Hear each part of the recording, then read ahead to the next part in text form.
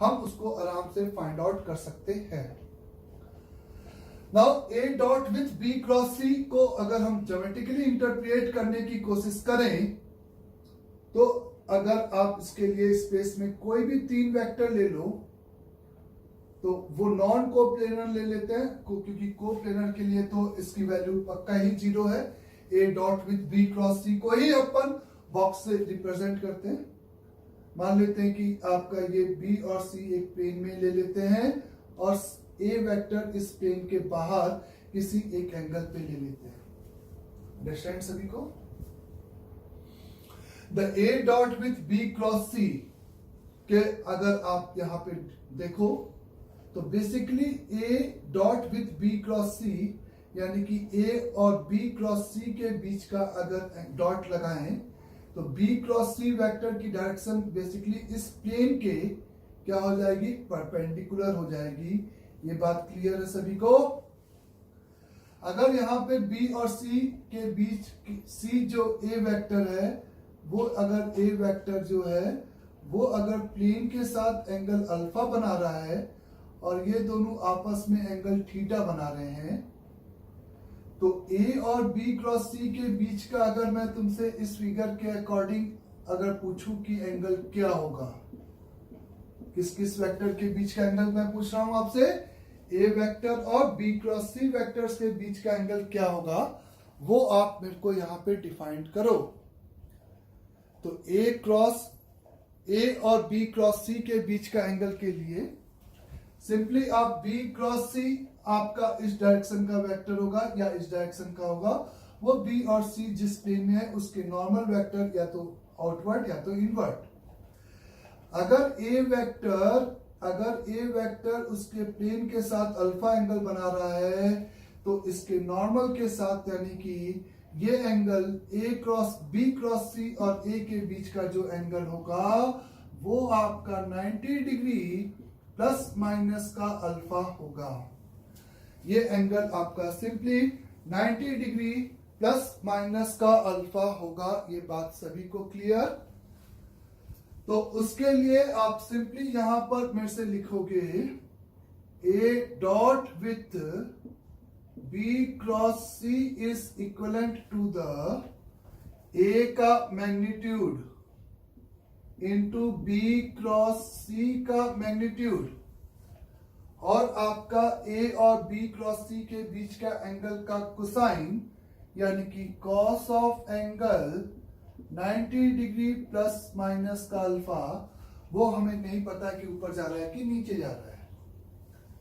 तो यहां पर आप लिखोगे mod of A into B cross C, B और सी उस प्लेन में है जिसमें बीच में एंगल थीटा है, तो बी क्रॉस सी की जगह पे अपन लिखेंगे mod B mod C into sine theta और यहां से अपन लिखेंगे प्लस माइनस का साइन अल्फा, यानी कि this is equal to the plus minus over mod of A mod of B mod of C into sine theta into sine alpha. ये आपका इस box of A B C का simply value हो जाएगा। तो इसका यहां से अगर हमें ये बात समझना है तो ए बी और सी, आप ए और सी का प्लेन ले लेते तो बी के साथ, बी उस प्लेन के साथ एक एंगल बना था। मैंने बी क्रॉस सी अगर ब्रैकेट में लिखा है तो मैं हमेशा बी और सी को एक प्लेन और ए को एक इंडिपेंडेंट वेक्टर मानकर और बी क्रॉस सी को एक यूनिक वेक्टर मान के इसके बीच के एंगल के लिए, तो अगर vector A make an angle alpha with the plane of vector B and C and vector B and C are inclined of an angle theta, तो आपका box of A B C it's either plus or minus mod A mod B mod C into sine theta sine alpha के यहाँ पर equivalent होगा। ये बात सभी को क्लियर? इसी के ये क्या होगा, इक्विवेलेंट होगा। तो आपको अगर कभी भी इस तरह से box of A B C की वैल्यू पूछी जा रही है और जिसमें इस तरह से कुछ एक दूसरे के साथ एंगल या आपको सिंपली प्लेन के साथ एंगल दे रखा है, तो आप इस कॉन्सेप्ट को यहाँ पे यूज करोगे। अगर आपको मैंने कहा कि if vector A B and C are such that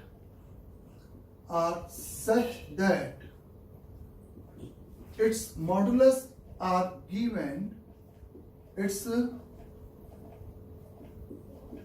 modulus यानी कि magnitudes are given,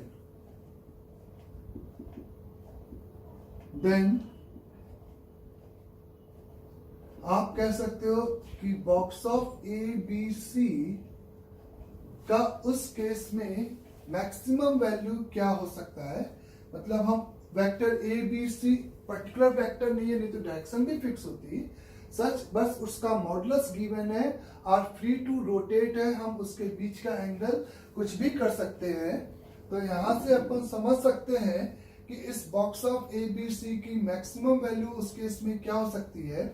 अगर आप ए बी सी को हिंज से इस तरह से बांध दिए, इस रॉड की लेंथ फिक्स है, तो आप इस कॉम्बिनेशन की मैक्सिमम वैल्यू आप देख सकते हो कि ये आ रही है। तो इसका मतलब साइन थीटा साइन अल्फा, यहाँ पे आप थीटा और अल्फा बदल सकते हो, तो ये दोनों 1 1 हो जाए। तो यानी कि इसका जो मैक्सिमम वैल्यू है वो आपका मॉड का ए, मॉड का बी एंड मॉड का सी हो जाएगा। और मिनिमम वैल्यू यहाँ पर इसका माइनस का mod A, mod B, mod C कहलाएगा। माइनस का mod A, mod B, mod C कहलाएगा। ये equal sign is hold, the equal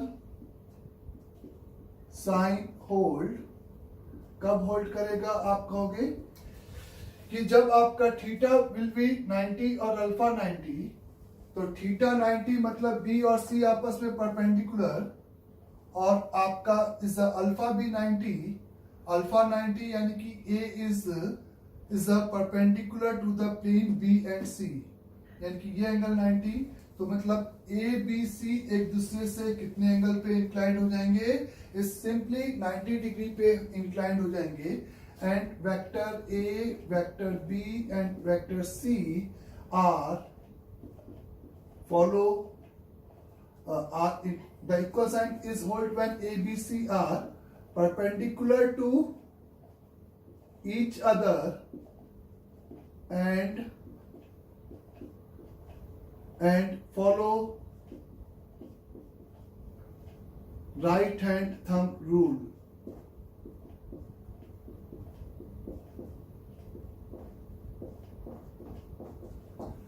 right hand thumb rule कहने का मतलब आप यहाँ पे देखो कि आपने बेसिकली क्या है कि ये B है और ये आपका C है, और आपने कहा कि ये प्लस साइन हो जाए और ये एंगल 90, यानी कि B और C को जब रोटेट किया तो A आपका इस डायरेक्शन में चला जाए, यानी कि A और B क्रॉस C के बीच का एंगल 0 हो जाए पाई की जगह पे, तब ये प्लस साइन आएगा, तब ये क्योंकि cos 0 1 होगा, जब cos पाई होगा तो ये माइनस साइन देगा।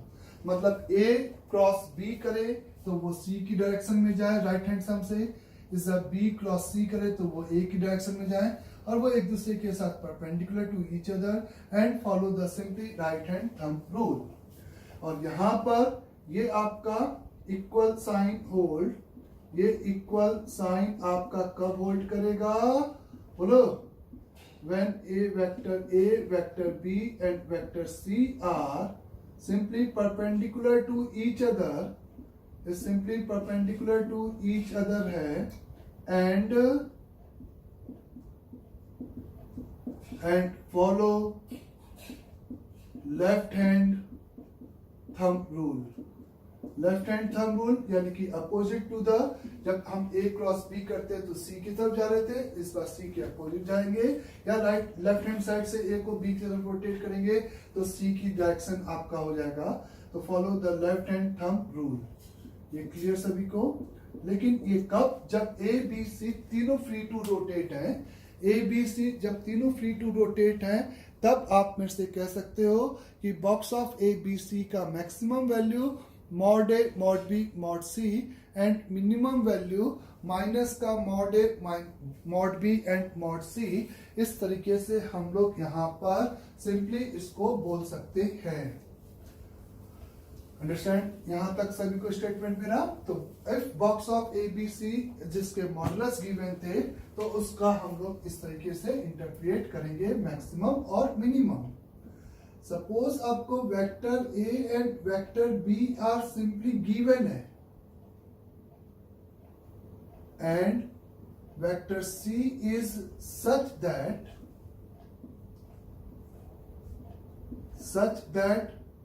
mod C is given.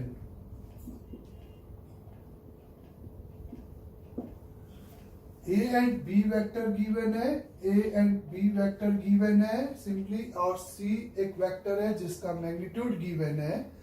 इस पर्टिकुलरली C गिवन नहीं है, अगर particularly A B C given है तब तो आपके बाद box of A B C की आपको यूनिक वैल्यू मिलेगी, ये क्लियर है। Now the A, B are given and C is such that the mod C is given, यानी कि it's vector C is free to rotate है, free to rotate अगर है, समझ में आ रहा सभी को, such that free to rotate अगर है, और उस के लिए अगर हमें box of A, B, C का क्या चाहिए, यहाँ पे मैक्सिमम वैल्यू चाहिए। तो मैंने अभी आपसे कहा कि आप किसी का भी प्लेन बना सकते हो। यहाँ पे ए और बी गिवन थे तो आपने सिंपली ए और बी को इस तरह से प्लेन में कंसीडर कर लिया। इसको मान लिया कि एक प्लेन है बोर्ड, और सी इससे एक एंगल है जो कि ये एंगल अल्फा आपका रोटेट कर सकते हो, आप अल्फा को चेंज कर सकते हो किसी में भी एंगल पे। तो अभी अपन ने देखा था कि अब इस फिगर के लिए अपन यही बोलेंगे A B C is equal to the, अपन इसको लिखेंगे A क्रॉस B, इस तरह से फील करने के लिए कॉम्बिनेशन A क्रॉस B ले लेंगे और डॉट विद C ले लेंगे। A क्रॉस B अगर लेंगे तो मॉड ऑफ A इसका मैग्नीट्यूड इनटू इसका मैग्नीट्यूड इनटू C, और A क्रॉस B के बीच का एंगल कॉस का आपका सिंपल 90 प्लस माइनस अल्फा हो जाएगा। तो mod A mod B mod C into sine theta into sine alpha plus or minus के साथ आ जाएगा। इस बार A और B आप चेंज नहीं कर सकते, यानी कि ये भी फिक्स है, ये भी फिक्स है, ये भी फिक्स है, खाली वेरिएबल कौन है, अल्फा। अगर आप अल्फा को यहाँ पे 90 रखोगे और प्लस साइन ले ले, यानी कि C is parallel to the A cross B ले ले, यानी कि A को B की तरफ रोटेट करें तो जिधर थंब जा रहा है राइट हैंड साइड से, तब जाकर आपको उसकी क्या मिलेगी, मैक्सिमम वैल्यू मिलेगी। तो उस केस में आप कह सकते हो कि ये फिक्स, ये वेरिएबल साइन अल्फा, तो this is maximum with A cross B का मैग्नीट्यूड इनटू C का मैग्नीट्यूड, क्योंकि A और B आर गिवन वेक्टर थे, और minimum is minus of A cross B का वेक्टर और C का वेक्टर, इस तरीके से होगा। यहां पर आप मेरे से कहोगे the equal sign hold,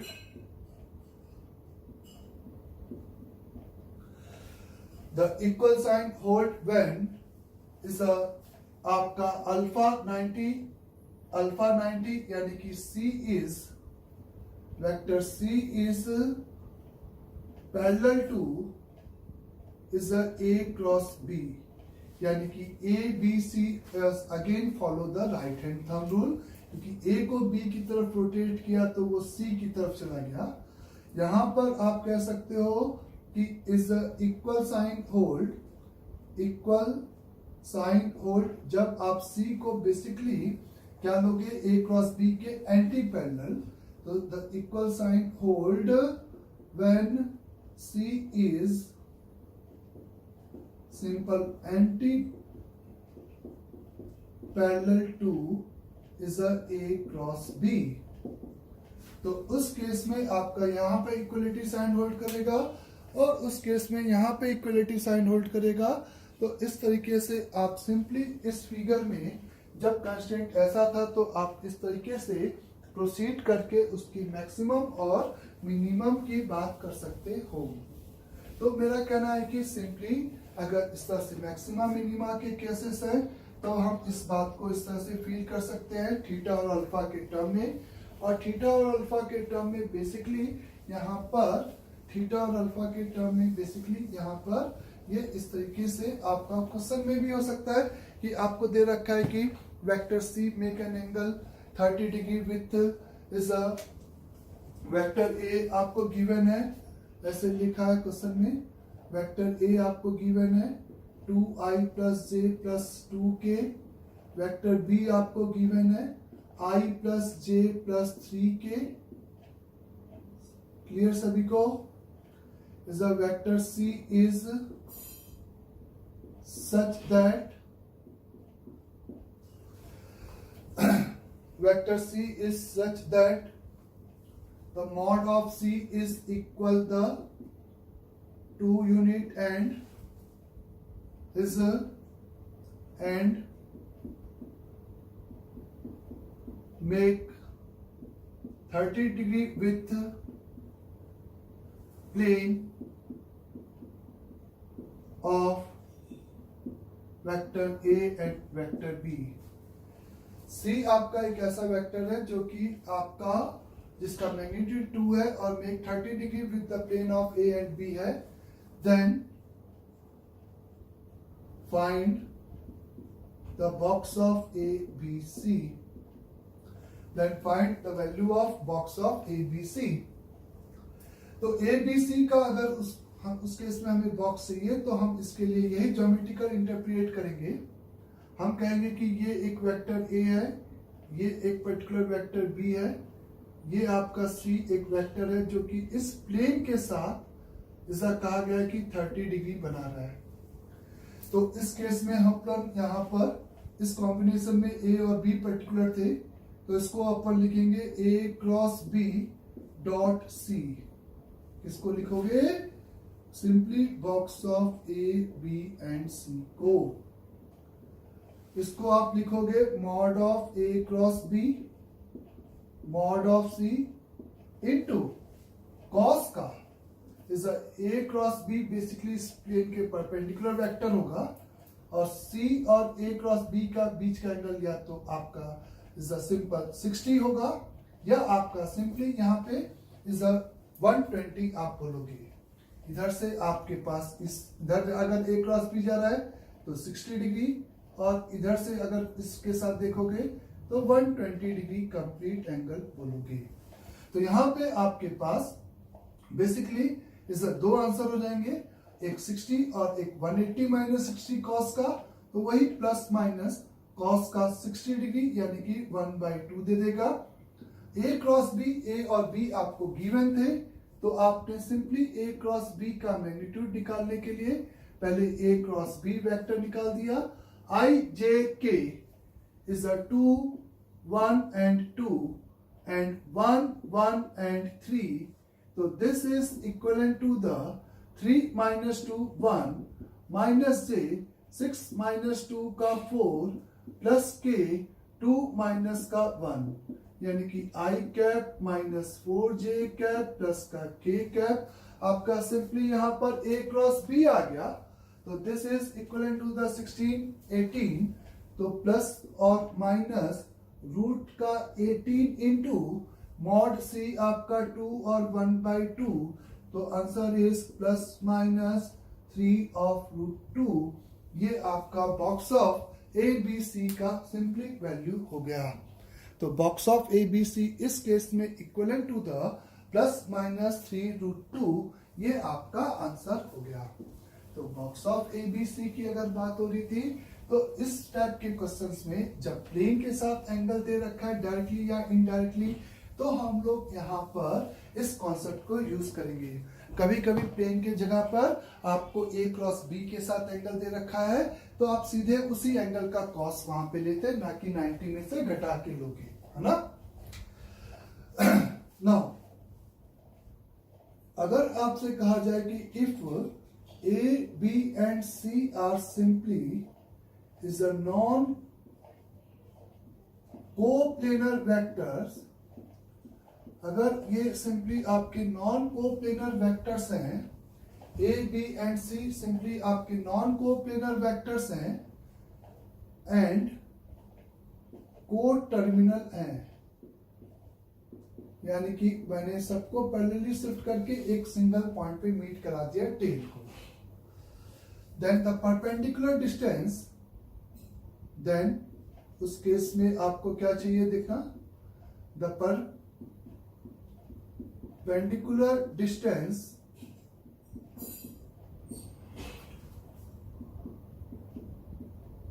from head of कोई भी एक वेक्टर C ले लेते हैं, C के हेड से, from head of vector C to plane formed by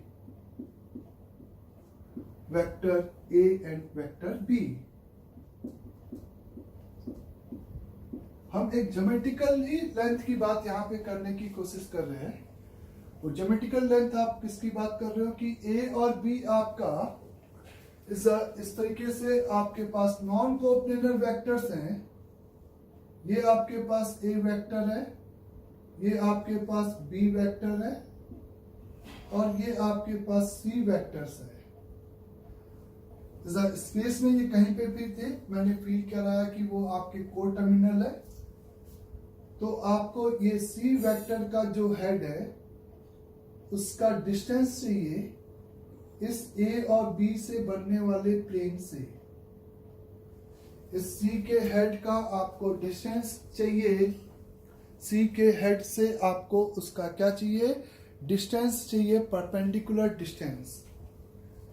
तो इस लेंथ को हम कैसे कैलकुलेट करेंगे, इस लेंथ को ये dot dot dot dot dot dot ऐसे ये परपेंडिकुलर. तो उसके लिए आप यहां पर क्या करोगे, एक सिंपली लाइन ड्रॉ करोगे जो कि परपेंडिकुलर टू द A और B के प्लेन के है. ये लेंथ, ये जो लाइन है वो इससे इज अ सिंपली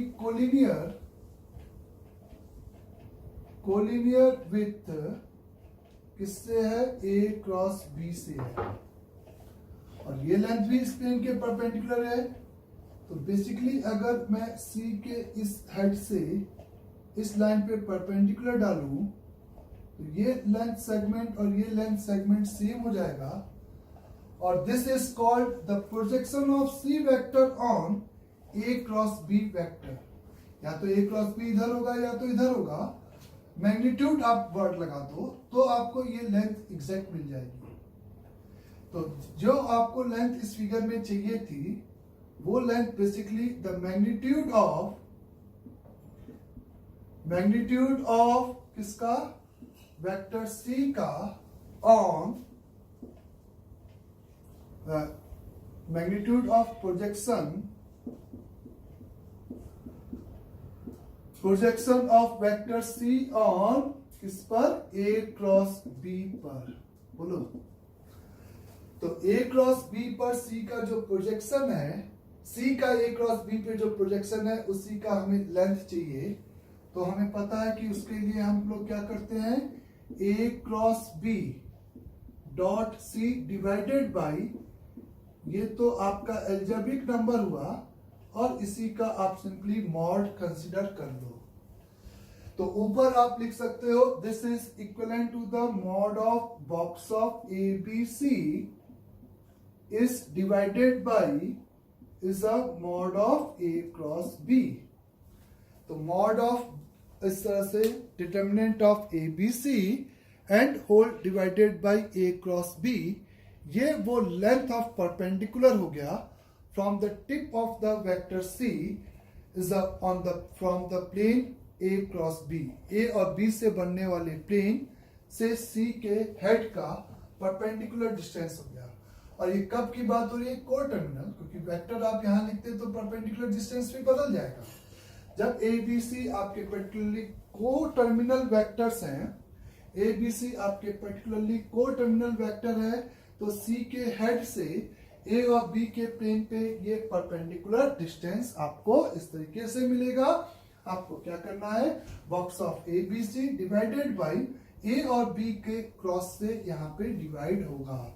जिस प्लेन पे हम लोग बेसिकली जिस प्लेन में हम लोग क्या कर रहे हैं, परपेंडिकुलर डाल रहे हैं, उसके नॉर्मल वेक्टर पर आप ज्योमेट्रिकली फील कर सकते हो, ऐसा होगा। ठीक है। नाउ द वॉल्यूम एक हमारे पास आता है, इसमें एक वॉल्यूम का कॉन्सेप्ट होता है, volume of the 3D object, है ना। तो क्या है कि अगर volume of the 3D object है, आपके पास कोई भी 3D ऑब्जेक्ट है जिसका बेस एंड जिसका टॉप एकदम, ये टॉप है, ये एकदम सेम से साइज के हैं, मतलब कि ये आपके क्या है, इज अ, बोले एकदम सेम है, टॉप एंड बेस, जो सर्कुलर है, जिस साइज का सर्कल है ये है, उस साइड का ये भी सर्कल है, एंड इस तरीके से। और आपको वो जो 3D इस तरह से फिगर बनाया गया है, वो इस तरह से एंड पॉइंट को लेकर इस तरह से आपने एक प्लेन डिफाइन कर दिया, समझ में आ रहा है।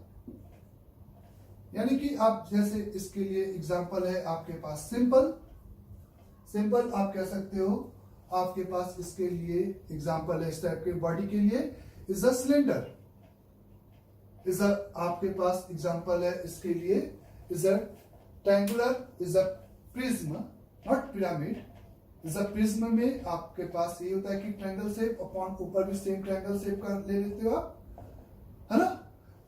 तो इस टाइप के बॉडी के लिए आपका जो वॉल्यूम होगा, ये आपका वर्टिकल हाइट, ये हाइट होगी, ना कि स्लैंट हाइट की बात नहीं कर रहा मैं, वर्टिकल हाइट, दोनों टॉप एंड बॉटम, चाहे वो इसके जस्ट ऊपर हो चाहे शिफ्टेड हो, चाहे जस्ट इसके ऊपर हो चाहे इस तरह से शिफ्टेड हो, इस डज नॉट मैटर, आपका ये हाइट आपको कंसीडर करनी है। तो इस बॉडी के लिए simple volume is equal to the area of base multiplied by, is a simple multiplied by height, आपका आंसर होगा। और हाइट कौन सा, वर्टिकल हाइट, चाहे वो टॉप और बॉटम उसके ऊपर हो चाहे स्लैंटेड हो, तो आप simply area of base into height, ये आपका इसका क्या होगा, फॉर्मूला होगा। इसके अलावा आपका बेस किसी भी शेप का होगा, एक और बॉडी आपको इस तरह से देखने को मिलेगी, बेस किसी भी शेप का होगा, उसके जो फेसेस बनाने की बात होगी ना, वो फेस बेसिकली एक पॉइंट को आप लोगे और इस तरह से एंड पॉइंट से इस तरह से मैच करते हुए यहां पर आप प्लॉट करोगे, समझ में आ रहा है मेरे कहने का मतलब, इस तरीके से आप यहां पर प्लॉट करोगे। ये एक पॉइंट से इसको जब आप मीट करोगे, तो जैसा कि आप कह सकते हो किसमें होता है, सिंपली आपका पिरामिड में होता है ना, टेट्राहेड्रल में होता है, ट्रायंगुलर पिरामिड यानी कि टेट्राहेड्रल में होता है। तो इस केस में इस पॉइंट से इस प्लेन का जो परपेंडिकुलर डिस्टेंस है, वो आपका हाइट कहलाएगा। पॉइंट से इसका कौन सा distance, perpendicular distance of the base, ये नंबर आपका हाइट कहलाएगा। और इसका जो वॉल्यूम है वो आपका 1/3 multiplied by area of base, area of base into simple height आपका वॉल्यूम होगा। ये 1/3 बेसिकली x डिस्टेंस पे dx थिकनेस की एक आप सर्कुलर प्लेट लेते हो, जिसका एरिया आप x² के टर्म में लेते हो। तो जब आप उसको इंटीग्रेट करते हो तो x² का इंटीग्रेशन 1/3 आ जाता है। और आपको इससे ज्यादा इसमें दिमाग लगाने की जरूरत नहीं है। इस स्टैंडर्ड डिफिनेशन की अगर एक पॉइंट से सिंपली हम इस तरह से कोन के जैसी बात करते हैं, एक पॉइंट से उसके सर्कमफेरेंस को इस तरह से आप इस वॉल खड़ी करते हो, तो आपका ये जो 3D ऑब्जेक्ट है उसका volume 1/3 into area of base into simply height, इसका क्या कहलाएगा, यहाँ पे वॉल्यूम कहलाएगा। अंडरस्टैंड सभी को। एक सबसे कॉमन यहाँ पे बॉडी होती है जिसको हम लोग कहते हैं इज द वॉल्यूम ऑफ पैरेललोपाइड। तो वॉल्यूम ऑफ द पैरेललोपाइड अगर अपन से कहा जाए तो पैरेललोपाइड बेसिकली क्या होता है, पहले ये आप समझें। पैरेललोपाइड आपका सिंपली इज अ जो क्यूबाइड होता है, उस क्यूबाइड में बेसिकली जो फेस होता है वो रेक्टेंगल होते हैं, और जो कोर टर्मिनल एज होती है वो एक दूसरे से 90 डिग्री होती है। पैरेललोपाइड में जो फेसेस होते हैं वो रेक्टेंगल की जगह पे पैरेललोग्राम होते हैं, और जो एज है वो not necessary to be inclined of angle 90 degree. यानी कि आप ऐसे समझें कि माचिस की डब्बी को आपने इधर एक कोने दो कोना पकड़ के खींच दिया, और इस तरीके से ये आपका फेस बेस हो गया, ये आपका यहां पर इस तरीके से गया। बोले बच्चों, फिर से मेरी बात अच्छे से समझना। ये एक 3D ऑब्जेक्ट है, ये सिंपली आपका एक 3D ऑब्जेक्ट है, और इस 3D ऑब्जेक्ट में आप मेरे से कह रहे हो कि ये जो फेसेस हैं वो पैरेललोग्राम है, और ये जो कोर टर्मिनल एजेस हैं, जैसा कि क्यूबाइड में एक दूसरे से एंगल 90 डिग्री पे होते हैं, लेकिन यहां पर ये चीज जरूरी नहीं है कि ये एक दूसरे से कितने एंगल पे हो, 90 डिग्री पे हो। तो अगर हमें इस बॉडी का क्या लिखना है, वॉल्यूम ऑफ अ पैरेललोपाइड की बात करनी है, तो वेक्टर की डिफिनेशन में हम लोग यहां पे is a core terminal S whose vector A comma vector B and vector C are along the यानी कि equivalent to the co-terminal edge। ABC आपका कोर टर्मिनल एस के अलॉन्ग वेक्टर है, ये आपका A वेक्टर है, ये आपका B वेक्टर है, और ये आपका C वेक्टर है इस फिगर में। तो नाउ यहां पर अगर आप मेरे से कहते हो कि इस वॉल्यूम, तो आपका जैसा बेस है वैसा ही आप इसको बेस मान लो, इसको जमीन पे कंसीडर कर लो, तो ये हवा में चला जाएगा, यही होगा बस। तो इसके लिए वॉल्यूम का सिंपल सा फॉर्मूला होगा area of base into height. Area of base multiplied by is a height, ये आंसर होगा इसका। The volume is equal to area of base. Base का एरिया अगर अपन बात करेंगे तो ये आपका एक पैरेललोग्राम है, जिसका A और B आपका यहां पर कोट इज एडजेसेंट साइड्स के अलोंग वेक्टर्स हैं, तो इसका एरिया आपका A क्रॉस B का मैग्नीट्यूड हो जाएगा। आपको इज हाइट चाहिए, तो अगर हाइट चाहिए तो ये बेस है और ये टॉप है, तो दोनों प्लेन के बीच